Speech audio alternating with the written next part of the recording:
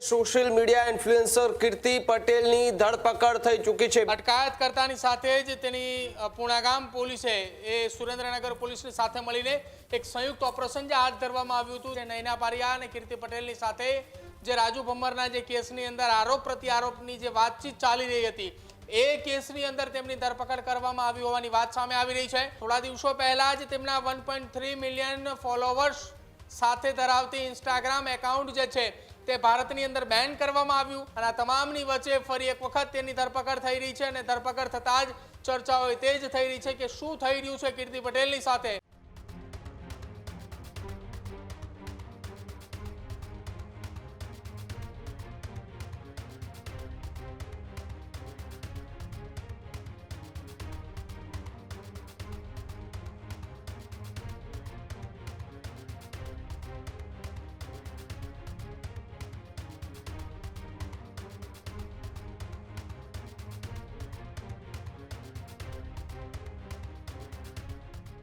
Social media influencer કીર્તિ પટેલની ધરપકડ થઈ ચૂકી છે। 2 દિવસ પહેલા તેમનું એકાઉન્ટ ભારતમાંથી બેન થયું હતું, જે બાદ હવે ધરપકડના સમાચાર સુરેન્દ્રનગરથી ઇન્ફ્લુએન્સર કીર્તિ પટેલની ધરપકડ કરવામાં આવી છે। વહેલી સવારે પોલીસ દ્વારા ધરપકડ કરવામાં આવી।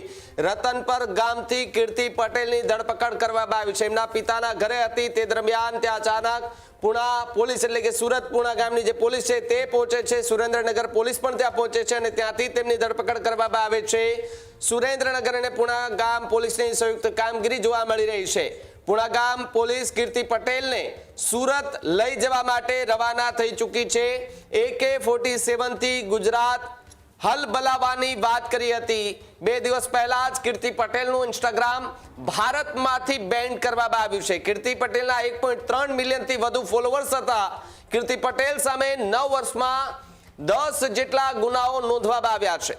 10 મહિના પહેલા તેઓ 93 દિવસનો જેલવાસ ભોગવીને પણ આવી છે, પરંતુ હાલમાં જ એમનો એક વિડીયો સોશિયલ મીડિયા પર વાયરલ થયો। એ વાયરલ વિડીયોમાં તેમણે AK-47 થી ગુજરાત હલબલાવવાની વાત કરી હતી। જોકે અન્ય એવા ઘણા બધા કેસો છે, જેમાં ધાક ધમકી ખંડણી આ બધા જ કેસોને લઈને તે જેલવાસ ભોગવીને પણ આવી છે અને ફરી એકવાર તેમની ધરપકડ થતા સોશિયલ મીડિયા પર ચર્ચા વધુ તેજ થઈ રહી છે। વધુ માહિતી માટે પ્રદીપ જોડાયા છે। પ્રદીપ, ખૂબ ચર્ચિત કીર્તિ પટેલની ફરી એકવાર ધરપકડ કરવામાં આવી છે। આ વખતે સુરેન્દ્રનગર પોલીસ અને સુરતની પુણાગામ પોલીસની સંયુક્ત કામગીરી જોવા મળી રહી છે। બિલકુલ ભાવિક, છેલ્લા કેટલાક સમયથી સતત ચર્ચાની અંદર રહેલા કીર્તિ પટેલ ફરી એકવાર ચર્ચાની અંદર આવ્યા છે। આજે વહેલી સવારે સુરેન્દ્રનગરના રતનપર સ્થિત તેમના જે પિતા જે નિવાસસ્થાન ઉપર રહી રહ્યા છે ત્યાંથી તેની અટકાયત કરવામાં આવી છે। અટકાયતકર્તાની સાથે જ તેની પૂણાગામ પોલીસે એ સુરેન્દ્રનગર પોલીસની સાથે મળીને એક સંયુક્ત ઓપરેશન જે હાથ ધરવામાં આવ્યું હતું, તેના અંતર્ગત તેની ધરપકડ પણ કરાઈ। જે એ ફરિયાદની અંદર ધરપકડ કરવામાં આવી છે, જેમાં ક્યાંક એ વાતો ચર્ચાઈ રહી છે કે જે નૈના પારિયા અને કીર્તિ પટેલની સાથે જે રાજુ ભમ્મરના જે કેસની અંદર આરોપ પ્રત્યારોપની જે વાતચીત ચાલી રહી હતી, એ કેસની અંદર તેમની ધરપકડ કરવામાં આવી હોવાની વાત સામે આવી રહી છે। જો કે ગુજરાતને હચમચાવી નાખવાની AK-47 ગનની જે વાત કરવામાં આવી હતી, સોશિયલ મીડિયા ઉપર એક જે વિડીયો એ વાયરલ થઈ રહ્યો હતો, તેને લઈને પણ તેમની સામે કાયદેસરની કાર્યવાહી થાય તેવી શક્યતાઓ વ્યક્ત કરવામાં આવી રહી છે અને આ તમામ શક્યતાઓની વચ્ચે કીર્તિ પટેલની મુશ્કેલીમાં વધારો થયો છે।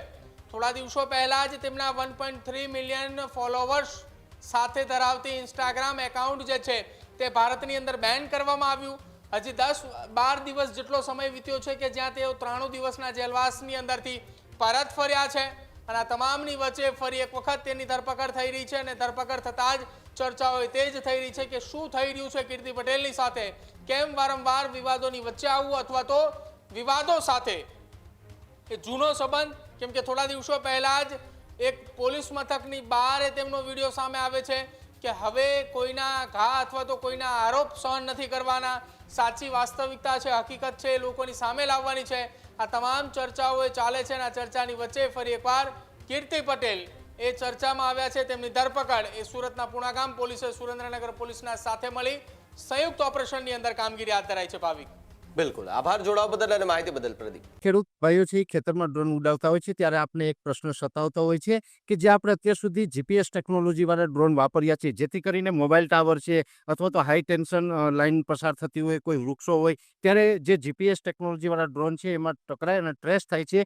પણ એગ્રીઓન લાવ્યું છે જીએનએસએસ ટેકનોલોજી ડ્રોન, જેથી કરીને એ ડ્રોન છે એ કોઈ જગ્યાએ ટકરાય નહીં, પોતાની રીતે જ ડિસિઝન લે છે અને મૂવ થઈ જાય છે, જેથી કરીને જીએનએસએસ ટેકનોલોજી ડ્રોન છે એ વાપરવાનો આગ્રહ રાખો.